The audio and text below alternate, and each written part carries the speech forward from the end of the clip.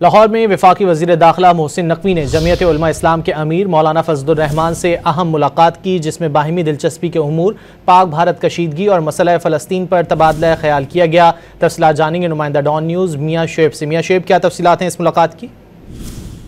जी बिल्कुल, वफाकी वज़ीर दाखिला मोहसिन नकवी की जमीयत उलमा इस्लाम के सरबराह मौलाना फजलुर रहमान से अहम मुलाकात हुई है। मुलाकात में बाहमी दिलचस्पी के अमूर और पाक भारत कशीदगी और फ़लस्तीन इशू पर तबादला ख्याल किया गया।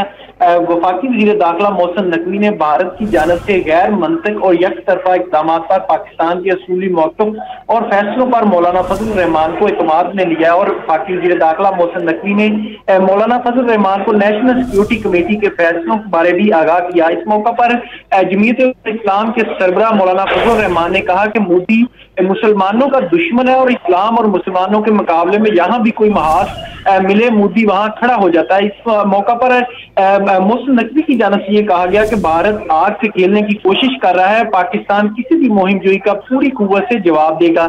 मुलाकात के मौका पर वफाकी वज़ीर दाखिला मोहसिन नकवी ने सरबराह जमीयत उलमा इस्लाम मौलाना फजलुर रहमान की खैरियत दरियाफ्त की और उनके सेहत के लिए नेक ख्वाहिशात का इजहार किया। जी बहुत शुक्रिया मियाँ शुएब इन तफसीलात के लिए।